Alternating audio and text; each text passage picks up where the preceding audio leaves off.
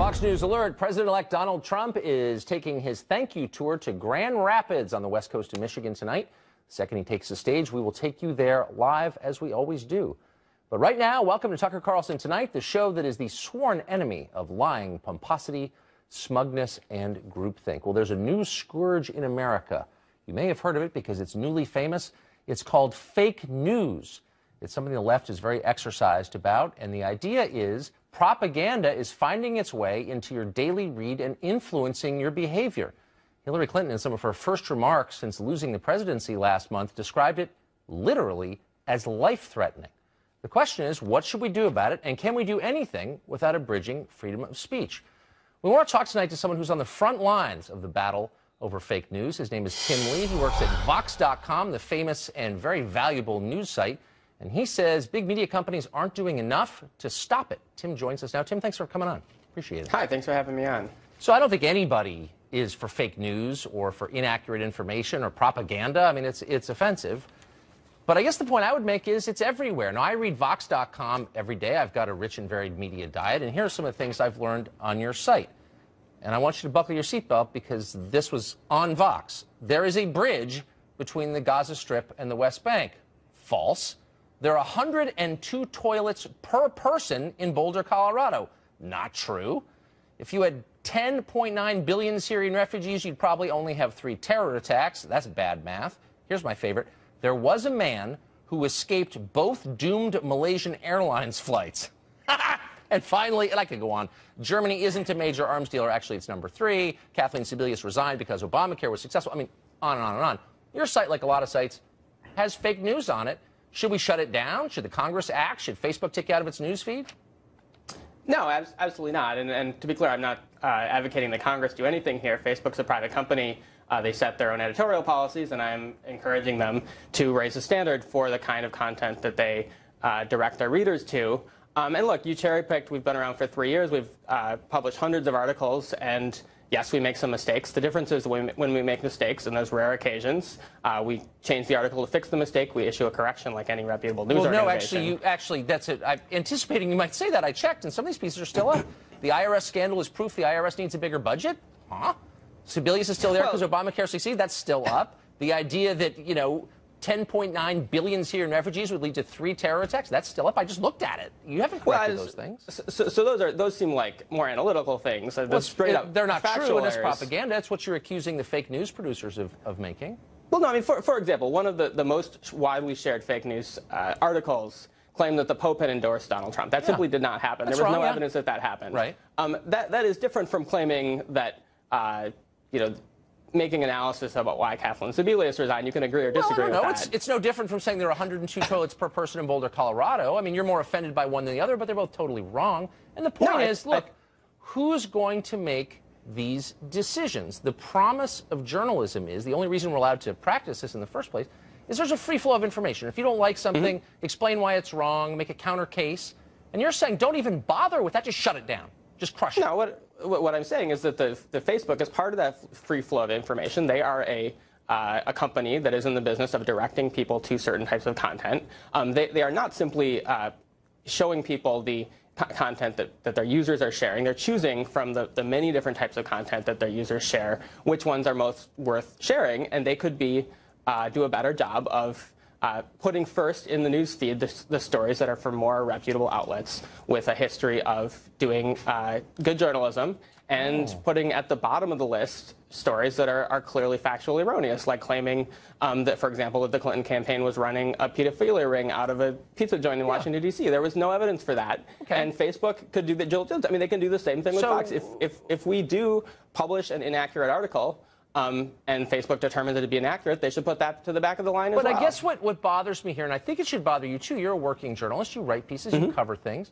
The idea that someone somewhere is making totally subjective judgments about what's legitimate, what's illegitimate, what's worth sharing, what's not, what's propaganda, what's true. I mean, these are things that are subject to the whims of people, and once you start making those judgments, you start suppressing other points of view. I mean, the New York Times, I assume you would describe it as legitimate. They put all kinds of fake junk out about the election. They predicted Hillary was going to win, Trump could never win, Hispanics would never vote for. I mean, a lot of things they wrote as fact were not fact. you would never consider suppressing them, would you?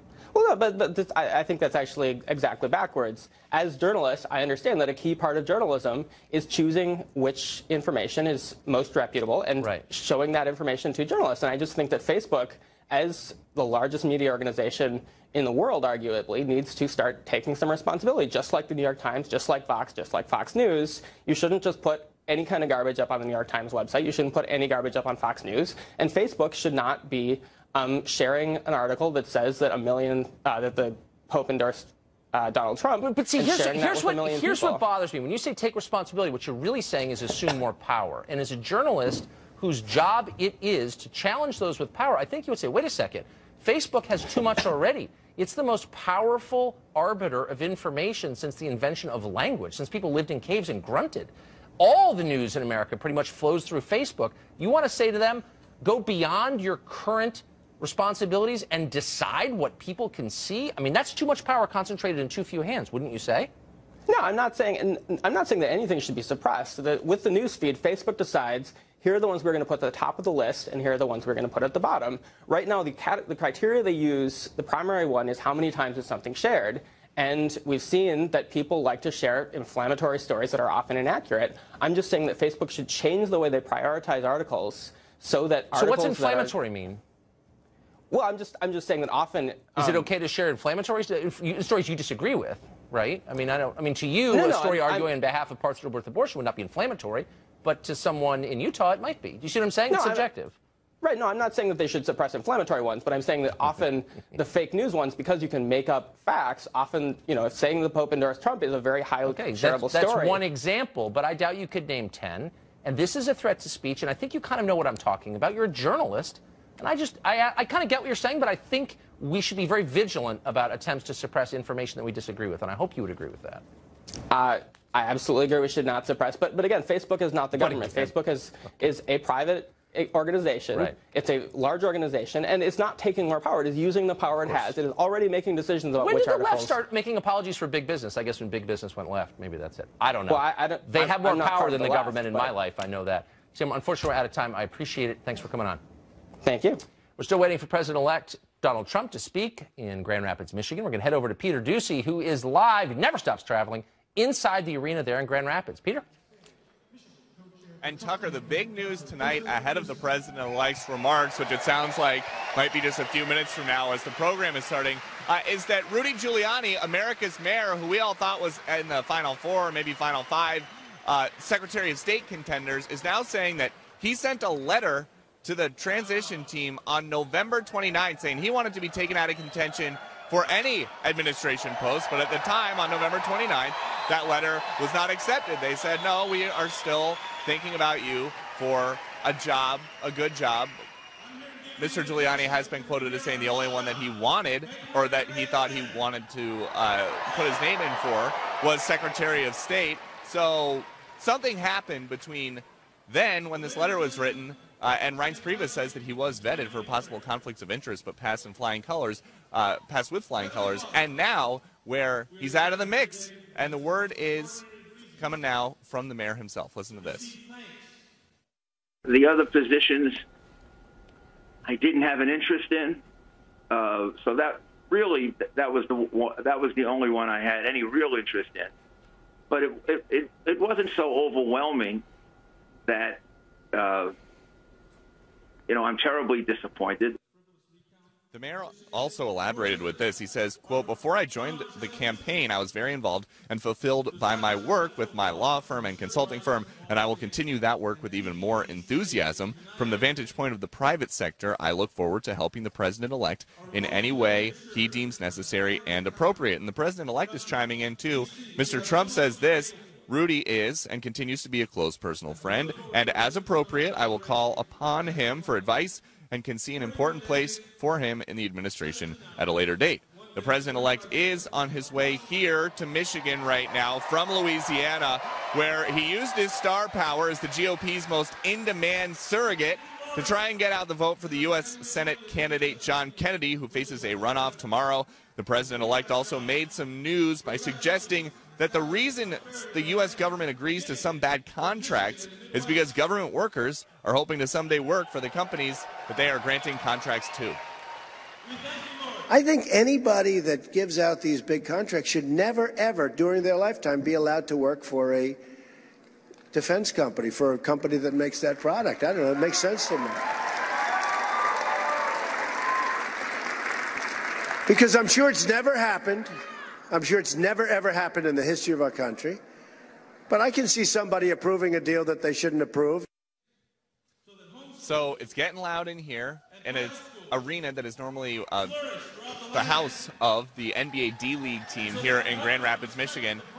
We are not sure exactly what to expect from Mr. Trump because we never do. We know that his favorite to be the next education secretary, Betsy DeVos, who is from Michigan, is going to be here. And we also now have our eyes on his schedule for Monday because we found out that he is going to meet in Manhattan with Carly Fiorina, a longtime rival who also served as Ted Cruz's running mate toward the end of Ted Cruz's time in the primaries. Tucker. Great Peter Ducey, live inside the arena in Grand Rapids. Thanks, Peter. By the way, New York City Mayor Rudy Giuliani will be on with Bill right after this, so watch the O'Reilly Factor. I'm going to watch that. Well, as Inauguration Day nears, Trump has supported most Republicans in this country, but not everyone is impressed. Not all the Republicans, especially in Washington. Jennifer Rubin is a Republican who writes an opinion piece for the Washington Post pretty regularly. Her latest one is titled "The Trump Swamp Will Deepen." She joins us now with her assessment of the president-elect. Jen Rubin, thanks a lot for joining us tonight. Thank you for having me. So everyone's trying to figure out, how this happened, and the Democratic Party is going through this process where they're trying to decide whether or not to take Trump voters seriously, whether to dismiss them as bigots or to acknowledge maybe there were some legitimate concerns. You were a Republican writing a column on the right for the Washington Post, and I wonder where you are now. I want to read you your assessment, since I read it. I'm from Washington. You wrote this in October of this year. As the old white males who made up Trump's base and Fox News' TV audience literally die off over the ensuing decades, there'll be insufficient numbers to stand on the hill of irrational and unpopular stances on immigration restrictionism. And you go on to attack, as you have a number of times, white males, angry white males. The immigration ploy is not about jobs or terrorism, but angry white males who think the country is changing. Have you revised your view, or do you think it's just about racist white men? Well, first of all, that passage doesn't say it's just about racist men. It states a fact, which is true, that Trump's demographic is older and whiter. And although it didn't happen in this election, at some point there will not be enough white people just to rely primarily on that demographic. And it's happening at a rate of about 2 to 4% each year that the percentage of white voters goes down. So it's simply a truism that although it was an extraordinary election, that it worked this time, so to speak, with a celebrity and with Hillary Clinton on the other side, let's not forget. Right. It's not a winning strategy over time. Okay, I want to let you articulate your point of view, but I have to challenge you on one thing, and that's your claim that it's true and that you could support it, which is, of course, totally false. Let me refer to your words here. September 22nd, you wrote this, and I'm quoting: Trump immigration ploy is not about jobs or terrorism, but angry whites who think the country is changing. Do you have access to some special poll the rest of us haven't seen that proves that it's not about jobs, it's about their anger based on race? You don't know that, and you claimed it anyway. Why? Well, you just asked a different question than the one you accused me of lying of. Yes, I do have evidence that the white demographic is declining. That's a statistical fact. No, but you're talking about motive here. No, now you've asked a different question, so let me answer this question. When you look at Trump voters in a variety of testing modes, they have more negative attitudes towards African Americans and towards Hispanics. They very strongly support African Americans are not immigrating to the country, so that's not really, it's a different category here. When you say racist, I didn't know that you were referring Let me just, for the third time, read what you said. The immigration ploy is not about jobs or terrorism, but about angry whites. You're saying they're racist. It's not about jobs or terrorism. They're pretending it is. And I'm asking you, do you have evidence for that? Or are you just dismissing them as bigots because you can't imagine another explanation? No, I assume that people are rational, and that, I guess, was a big mistake for this election. It's not rational. You're claiming they're irrational, actually. I'm claiming that they're just wrong, and that Donald Trump did a very good job of perpetuating the myth that they're wrong. You're claiming that they're immoral. You're saying they're racist. That's not wrong. You're saying they're bad people. It's about angry whites who think the country is changing. Okay, so here's my point to you. Why would you write something like that in a newspaper without having any fact to back it up. Unless you somehow have access to the inner thoughts of Trump voters, why would you imagine you know their motives? That's my question. We have lots of facts. In fact, people have written entire books this year. There's sociological analysis. So what are your facts? I'm giving you a chance to present them. All right. There are a lot of Trump voters who have very negative feelings towards African Americans and towards What does that have to do with immigration, Jen? Let's stick to the topic here. Can I finish the point? I wish you would. would. Can I finish the point? They have negative views about various minority groups. We also know that the average Trump voter is not affected by immigration and displacement. They're about $72,000 a year in the economics race, so that's pretty good for them. So they're not. You think that's pretty good? Is that what you make? You think that that's enough for people to make that they're not affected by immigration? Much higher. It's much higher than the average American. So it's not the people so who are they've got hurting no the cause most. for complaint. It is also happening in areas in which the influx of minorities has been the fastest and the heaviest. In other words, white areas of the Midwest who have had an influx of people, and here's my point to you. Look, you're making a very serious charge. I think this is an interesting debate. There are two sides to it, two legitimate sides. But before you call people racist, you better have some real evidence, and you don't. And I just asked you to marshal it, and you don't have it. That's no, you don't. Not true. You don't know their motives. You can't know their motives. So how about don't speculate on them? Well, listen, we all draw conclusions, and there is evidence. There is polling evidence. In fact, it created quite a stir, you remember, before the election, that Trump voters do have more negative views of minorities than non-Trump voters. So that's probably why they don't want increased immigration, because they're bad people. I've heard that before. And I just, you know what? That's evidence of contempt for voters, of ignorance, and an unwillingness to understand their point of view, and it's unhelpful. And I think you should be above that. I guess that's the point I would make. We're out of time. Thanks for joining us. Jennifer Rubin from the Washington Post, representing the Republican side week after week. And now it's time for Twitter Storm, our nightly forecast of social media's most intense weather patterns. Tonight, a heavy wind of political ignorance is sweeping former Star Trek actor George Takei to another planet. He tweeted this, Dear Mr. Takei. He said, Dear Democrats, you had better be prepared to filibuster folks like Mattis, Flynn, and Sessions. We are counting on you to hold your ground. Okay. There's only one problem. Harry Reid, the outgoing Democratic head in the Senate, got rid of filibusters on administration nominees back when the Democrats held the Senate. Takei has since deleted his tweet, but that didn't stop others from noticing on Twitter. Andrea wrote this, Sounds grand, George. Please stick to acting. Kevin K. tweeted, Yawn. Who cares about celebrity opinions? If people did, Hillary would have won, which is a fair point, honestly. IHC wrote this, oh, the Democrats like the filibuster now. Yes, they do, but it's too late. That's tonight's Twitter Storm. Remember Martin Shkreli, the guy who jacked up the price of a pharmaceutical product and became the least popular person in America? Well, he's on to something new now, and it's taking place on Twitter. He joins us in studio in just a minute. Also, Donald Trump's thank you tour continues tonight in the state of Michigan. Pre-program is underway right now. We're waiting for him to take the stage, and of course, we'll go there live. Stay tuned.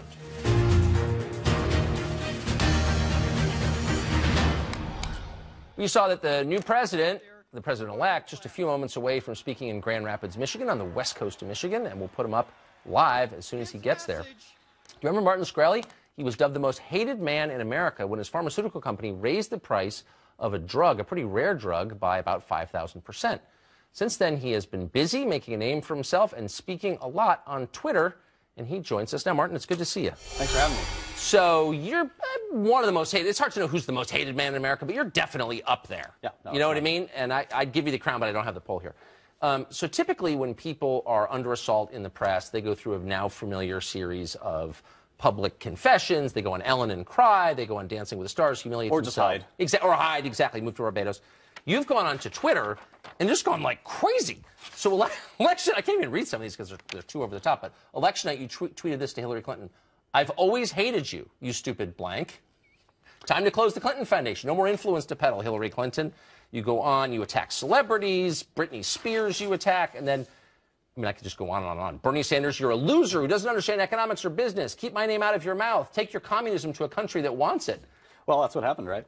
I mean, this country rejected socialist and communist policies. Well, sure, like but your strategy has been to, rather than pull back, to bull forward. I look at our president-elect. You know, being honest and authentic, even if it's imperfect, is something that Americans like. I could have easily done all of the, you know, we hired consultants for millions of dollars that'll tell me the right way to look and the right way to act in front of news cameras. But at the end of the day, I can only be myself, and that's why I think one of the reasons why Donald Trump is our president-elect. Did anybody advise? Did you have any advisors say, you know what, if you really want to rehabilitate your image, go on Twitter and give the finger to Hillary Clinton? No one's told me that. Okay, nobody did? No, but I think, you know, speaking from the heart is something, again, you know, you have someone like Hillary Clinton who is carefully trained, carefully manicured product to be consumed by our electorate, and she lost.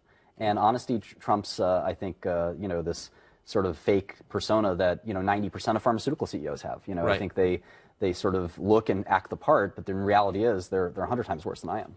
So you were at the bottom of a media dog pile, a hate fest. It was like that short story, The Lottery. You were being stoned by the crowd. So I'm sympathetic to that. However, I have to say, in cases like yours, and in yours specifically, where you have someone who takes a product he did not create, added no apparent value to it, and then jacks the price up, it does seem like kind of a parasite move. Yeah, I mean, you know, it's interesting. These big drug companies, they don't look at these drugs any more fondly than you look at the shoes in your closet that you haven't worn in 5 years and you're ready to throw away. They're old medicines that nobody cares about anymore, and they get passed around from company to company to company looking for a home for tender love and care. The reason they get passed around is because they're not Viagra, they're not Lipitor, they're not big sellers. These drugs sell almost nothing, and it costs millions of dollars to make a medicine. Even to make it for one drug I bought, the company stopped making it because it wasn't worth it to them. Right. And the 300 patients that needed this drug to survive, they didn't have anybody that actually wanted to make the pill for them, just stamp out a pill. And so we bought that drug. We raised it 20-fold. There was no media celebrity. There was no, nobody knew who I was that day, the day before, the day after. It was only after, I've done this about 6 times, and each time the patients thank me for doing it because they say, I'd rather have someone make a few dollars and make my pills reliably, maybe continue research in the field, give grants out, do the things that you need to do to be a drug company. Because when I have this rare disease, only a few hundred people have my illness. Right. I don't have the numbers of erectile dysfunction or cholesterol. I get that, but if you raise it 5,000%, it seems a bit like a hostage situation. It's still barely profitable, and if you look at the amount of people that have this illness and you add it all up, there are orphan drugs that are $500,000 a year, every year, forever. So you got to pay a drug company $5 million to survive. That's a hostage situation. Our pill's $25,000 if you take it for the amount of time you're supposed to take it. That's pretty comparable, or even a lot less than most of the drugs of its kind. So I looked at it and said, you know, I don't listen to the media. I don't listen to politicians. I listen to rationality and logic, and I think you do as well. And I'm going to price this drug where it belongs, not where somebody tells me to, not where it's going to look bad or make me look good. And I'm going to serve these patients, and that's what I've done. So you're now facing criminal charges not related to this. That's right. So how did that happen? It's a good question. The Cliff Notes version. Yeah, no, I wish I had the Bill Clinton, Loretta Lynch friendship that apparently allowed him to talk to Hillary Clinton and Loretta Lynch and explain his situation before she was indicted. But unfortunately, I don't have that kind of pull.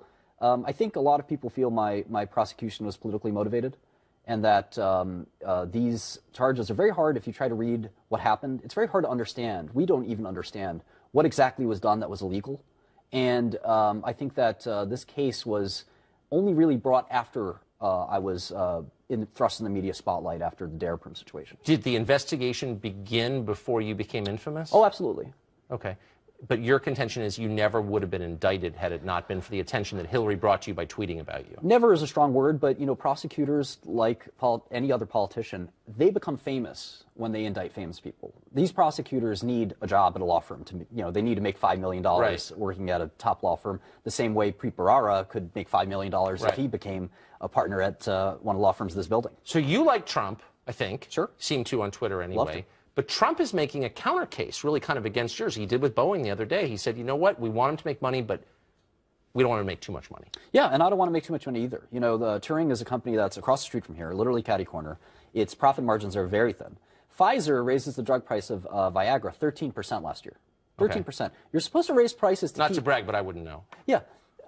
You're supposed to raise prices in line with inflation to combat, you know, inflationary forces. That's why maybe your salary goes up 10% a year, but most people's salaries goes up 1 or 2% a year because it's supposed to keep pace with inflation. It doesn't make sense to me that Pfizer, who's going to make, what, $10–20 billion this year, needs to raise the price of Viagra 10%. I've got 100 people catty corner from here barely making ends meet. We're trying to make new drugs for rare diseases. We need the money. Boeing doesn't need the money. Pfizer doesn't need the money. I started touring 2 years ago, and we're doing groundbreaking research in 5 or 6 different diseases. And I think it's okay for us to make a small profit. So you're cool with the government coming down on big companies and saying you're price gouging, but not on little companies or your company? I'm not cool with any communist price fixing. I think what Trump wants to do is pretty smart. You know, he understands that pharma companies have been getting away with quite a nice gig, raising drug prices. And I think what he wants to do is encourage FDA to approve generics more quickly. Yes. And the FDA's done a very bad job of that. And I think that if he can figure that out, and I think he will, he seems to be on top of things, there'll be a lot more competition in the drug marketplace. Wouldn't that undercut your business? Sure. But, you know, part of being a business person is taking advantage of the playing field like a football game. And if they're throwing a blitz, I'm gonna pass, and vice versa. And you know, the situation in the play field was set up the way it was when I started my company. Yep. And I'm not permanently going to, I do drug research. If they were going to incentivize that would help me. So, right. You know, it depends on the situation. Interesting. Martin, thanks for joining us. Thank you. You did not come with security. I just want our viewers to say it's good to see you. That was really interesting. President Obama apparently agrees with Adam Schiff that the Russians hacked our presidential election. He wants a review of what happened. We'll tell you more next. Plus, President-elect Trump is about to speak in Grand Rapids. Guess who's going to carry that live? That's right, us.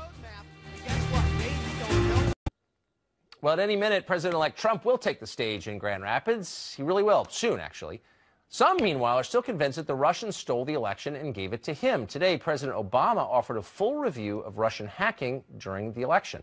The ranking Democrat on the House Intelligence Committee, Adam Schiff, believes Vladimir Putin is to blame for all this. Look into the camera and say they hacked John Podesta's emails. We know for a fact that Putin's government did that. You can't, and you know you can't, and you're hiding behind weasel words. I just said that say they hacked John Podesta's emails. Russians, I'm not going to be specific as to because you don't emails. know it. That's why. All right, done. One. Well, that was intense. Here now, Democratic strategist Jessica Tarloff for a much friendlier conversation. So look, they're doing a review. I'm actually for reviews of all kinds. I always want more information rather than less. But the core allegation still baffles me. And let's just talk about it as plainly as we can. How do you believe the Russians, well, I'll stipulate they did it, okay? I don't think we know that, but let's just say they did. Okay. How did they influence the outcome of the election, specifically? Well, I mean, the argument is that Democrats are making, and I don't want to blame Russians for our loss. Okay, but how was it influenced by hacking? I guess that's the point. Oh, the idea that once the DNC emails got out there, so the inner workings of what was going on there right. were exposed, and exposed not a particularly pretty picture, right? And that turned off a lot of Bernie Sanders voters, right? Who were called out, you know, their basement dwellers and whatnot. And so we had those insults that were, you know, the anti-Semitic remark that came out in those emails that turned people off. And then moving on to later supposed hacks of the Podesta emails that we had conversations about spirit cooking, and you saw that her own team was a little bit confused about what her message was or why, you know, she was still meeting with foreign donors, and it kind of brought up the whole Huma thing again. So that's the argument of why this happened. Then you're making my point. And everything well, you said, I did not mean to do that. No, but everything you've said is absolutely true. We did learn all that. In other words, voters had more information. It was the opposite of fake news. It was real news. It was accurate, it was precise, and it was provably true. And they had that at their disposal when they made their choice. They learned a lot more about the Democratic Party. Is anybody with a straight face really arguing that they should have had less information? No, I think that voters should have as much information as possible. Then why is this bad? But I mean, no. Well, listen, it's one of these things that I think it was lopsided, right? We never got RNC emails. We never saw what Kellyanne Conway was saying in her emails. The RNC emails would have been embarrassing. I agree. They would have been horrific, and at least Donald Trump doesn't email. But, come on. Throughout the primary, with Donald Trump taking this thing by storm, you don't think the people within the RNC were emailing some pretty hateful things? I think that about Trump, definitely they were. And I think that anyone's emails, including mine, if revealed to the public, would be deeply embarrassing. For sure. And I'm against hacking. I just don't think that you can argue in public that voters shouldn't have known things that were true. And that's what the Democrats are arguing. They shouldn't have known. The public should have had less information. I think it's a hard argument to make. It is a hard argument to make, and that's why I think the smarter argument to make is to talk about the fact that we may have had our #1 geopolitical foe, to use Mitt Romney's term, influencing our election or playing with our election. And I think that's the more serious issue here. That's why John McCain cares, Lindsey Graham cares, Richard Burr. You have Bob Corker says there's going to be an investigation, Mike McCall. You know, you have everyone. There's a unification around this as an issue. It's a concern not only about DNC emails, but also about hacking and seeing our intelligence systems. right? Weapons designs. Which apparently they have done. They have done. already. And James Clapper has spoken about it. He said that he and Jay Johnson said that the Russians were responsible for the DNC hack, and it came from the highest levels of the Russian government. That is concerning. And by the way, it's not just the Russians; it's the Chinese military has been doing this for years, and there was no great outcry. It was no great outcry because it didn't hurt a political party in power, the Democrats. My only point is that I'm not a defense of hacking. It's the opposite of fake news, and it's a little Orwellian to pretend that voters were misled when, in fact, the real problem Democrats believe is they were too informed. I don't think any Democrat is saying that. I think that might be an because they're not telling the truth, but that's true. That's what they're saying. They were too informed. Democrats always tell the truth, Tucker. Jessica Tarlow. It's great to see you. It's great to see you, too. Thank you. Have a great weekend. President-elect Trump is expected to speak in Michigan at any minute. We promise, and you can take our promises to the bank. As soon as he takes the stage, we'll go live right away. So don't depart, please. This is a Fox News alert. President-elect Donald Trump just took the stage in Grand Rapids, Michigan as part of his thank you tour. We're going there live right now. I'm here tonight for one main reason: to say thank you to the incredible people of Michigan. Incredible. You went out and pounded the pavement, organized your fellow citizens, and propelled to victory a grassroots movement, the likes of which actually, the world, we don't just have to say the country, the world has never seen. Never seen. And now we're going to bring back your jobs. We're going to bring back your jobs. I also want to give a very special thank you to our veterans who have been so incredible to me and to you. Our service members and our military families. Boy, did we get their votes. Thank you. Big numbers.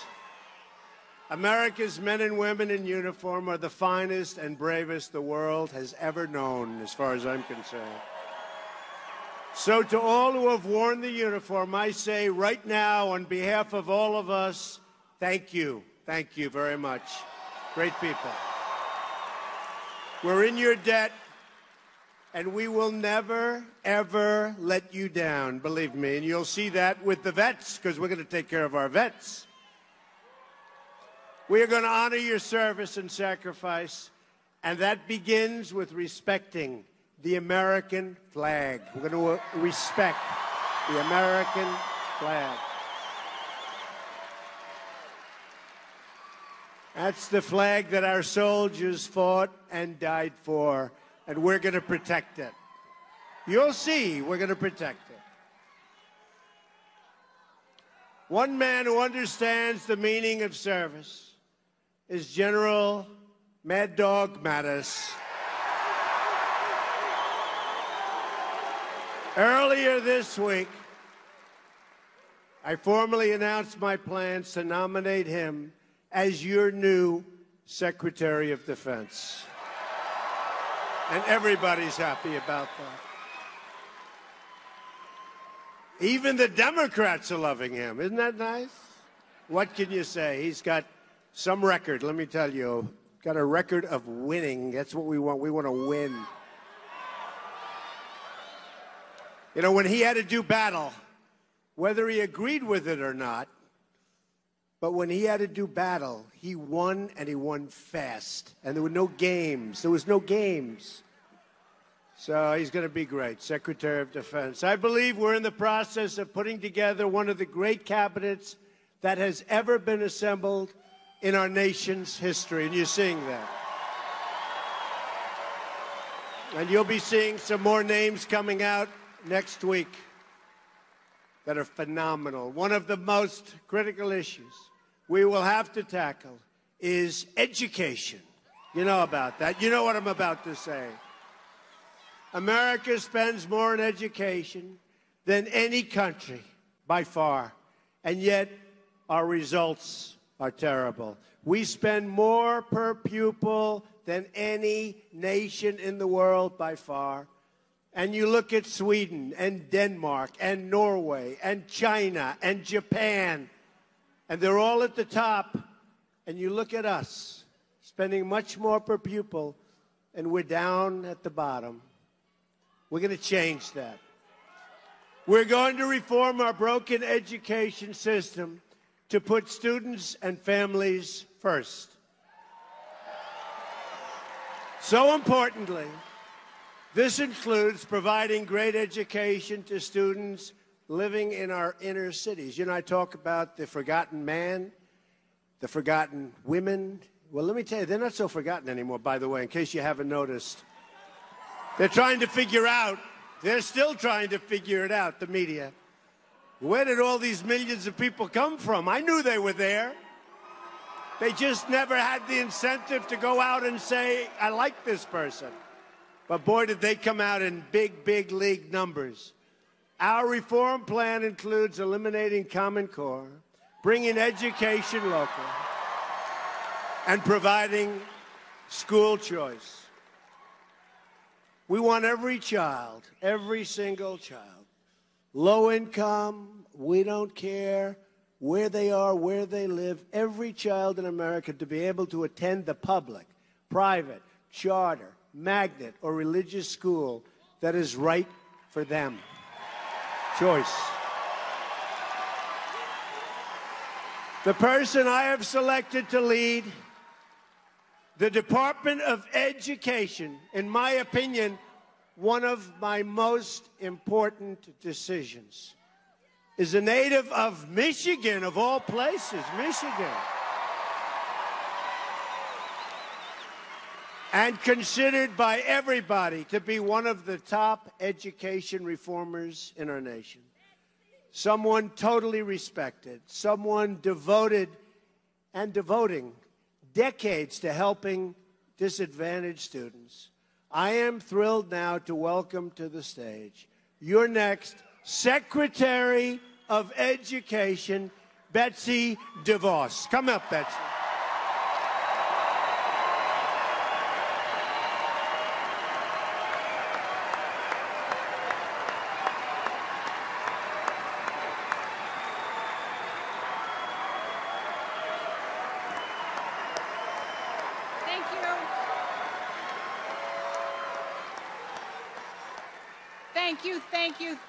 Thank you, Mr. President-elect. What an amazing leader. West Michigan, aren't we proud of President-elect Trump?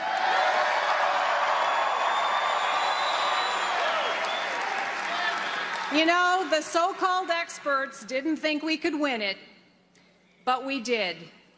We believed in President-elect Trump, and we went to the polls and changed the world. It's an amazing thing what can happen when someone believes in you. And nowhere is that more true than in our schools and in the lives of our kids. I am so excited and humbled to be nominated as Secretary of Education. And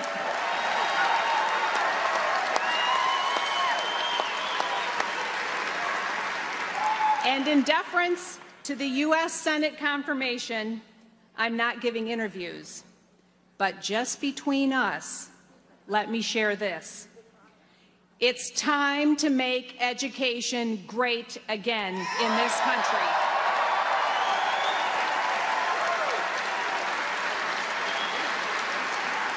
This means putting kids first every single day.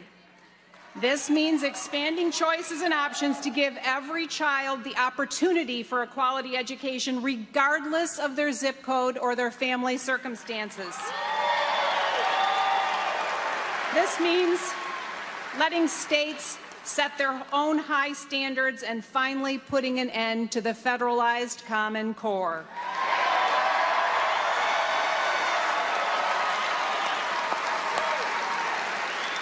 For me, it's simple. I trust parents, and I believe in our children. But it won't be Washington, D.C. that unlocks that potential. It won't be a giant bureaucracy or a federal department. Nope. The answer isn't bigger government. The answer is local control it's listening to parents, and it's giving more choices.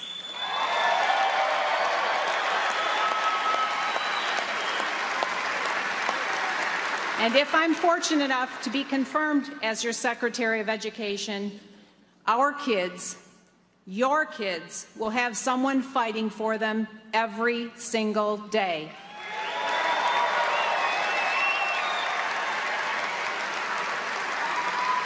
I've been involved with education issues for 28 years as an activist, a citizen volunteer, and an advocate for children. I have the experience, the passion, and the know-how to make change happen. Still, there are many of you here, and many in the media, the Senate, and the education community who may not know me. In fact, there is a lot of false news out there. To you, all I ask for is an open mind and the opportunity to share my heart. Together, let's make education great again.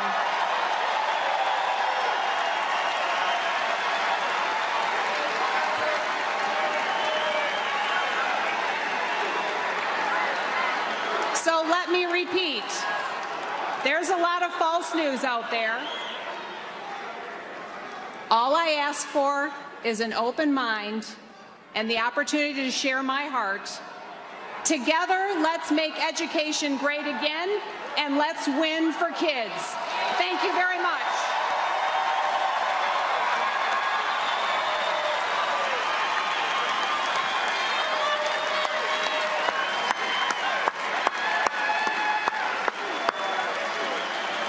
Thank you, Betsy.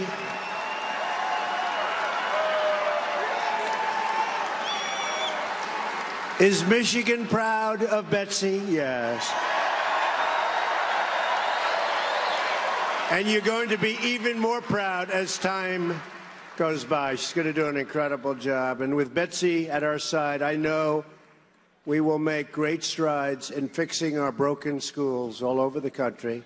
It's going to be a beautiful thing to watch. So just hold on and watch, because she'll do it, I have no doubt. But to accomplish our goals for this country, government must stop listening to the special interests and start delivering for the national interest and for the people. Have to. It's time to deliver for you, the American people. Our plan begins with bold reforms to create millions and millions of great paying jobs.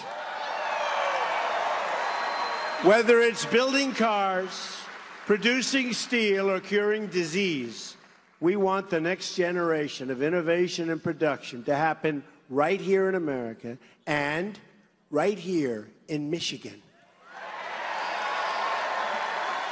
And you know, so I won Michigan.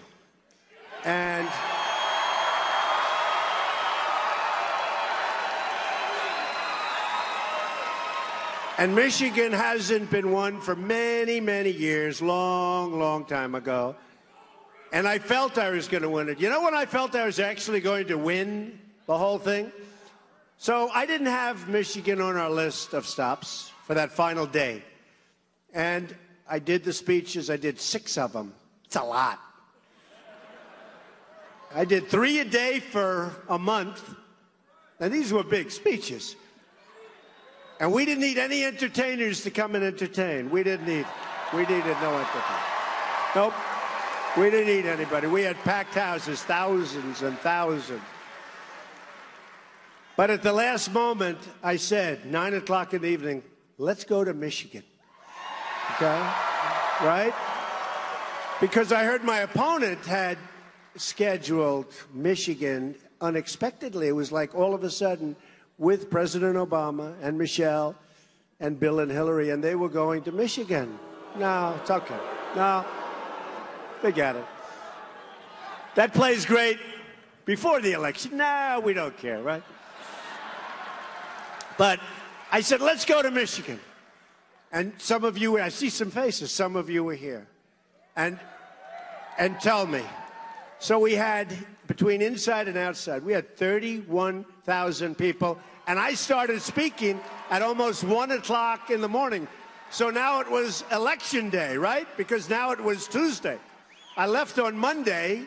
By the time we got here, it was almost 1 o'clock in the morning. We had 31,000 people at 1 o'clock in the morning. And I said, we are going to win Michigan. I felt it. I said, how does somebody else win it? And we did. And by the way, I heard a half an hour ago the courts ruled we totally won it. It's over. Not that we care about that. That was just a way of somebody trying to raise some money for themselves because they weren't very successful during the race. That I can tell you. But the courts, we had great people, and Ronna and the whole group.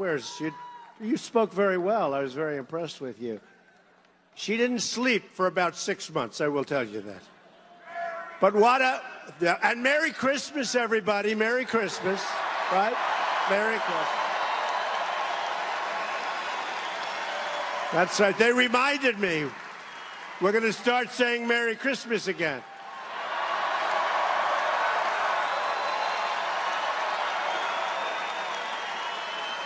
How about all those department stores? They have the bells, and they have the red walls, and they have the snow, but they don't have Merry Christmas. I think they're going to start putting up Merry Christmas, Merry Christmas. That's very good. That's a big group of people that said that. So I just want to congratulate everybody, because really it was that evening, which turned out to be election morning. And I got home at 4 o'clock in the morning, and I said to my wife, I said, you know, honestly, I don't see how are we going to lose. How are we going to lose? And we did phenomenally in Michigan. And then we won Wisconsin. We won Wisconsin. And, of course, we won Pennsylvania. Did you see the look in their face? You know, it started with Ohio, that we won by almost 9 points, which was much more. We were expected to win Ohio, and we didn't have any support there, I have to tell you, except for the people. The people were our support. But we were expected to do well in Ohio, win by 3 points. Well, we won by 9. And then Iowa came in, and we won by more than 10. And we won almost every single county in Iowa. And we won one county that hadn't been won since 1952. That's a long time.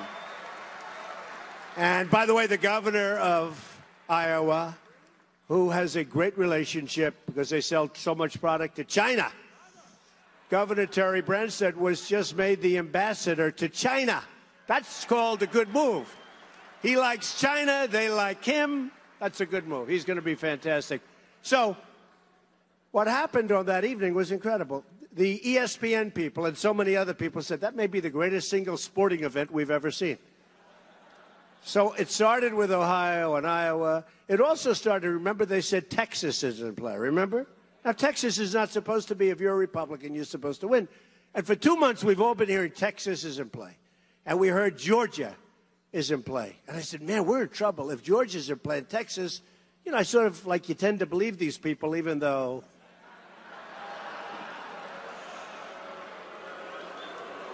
Right?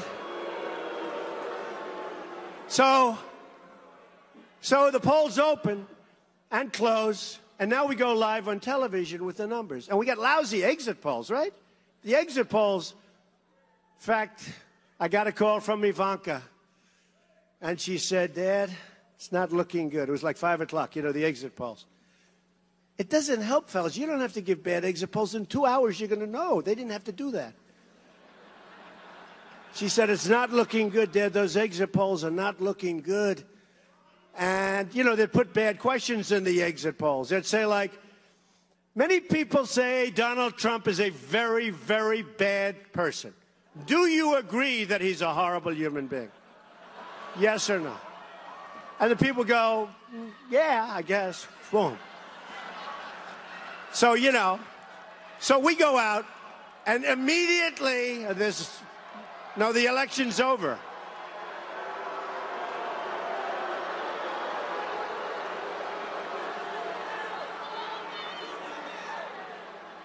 That was a Bernie fan.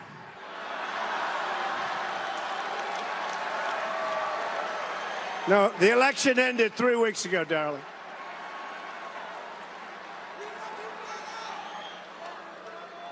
Someday soon, she will be on our side. You watch. So, it was so exciting, though. So I get these horrible calls. I get a couple of them but Ivanka said, Dad, I'll tell you, you've really worked hard. I said, you know what, Ivanka? As bad as it may be, I don't feel, like in a football team, I left nothing on the field, right? I left nothing on the field. I'd get him out of here.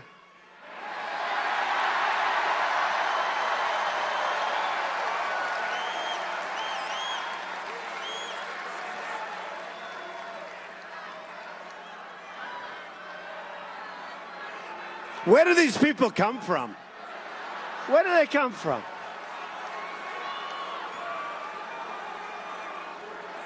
Unbelievable.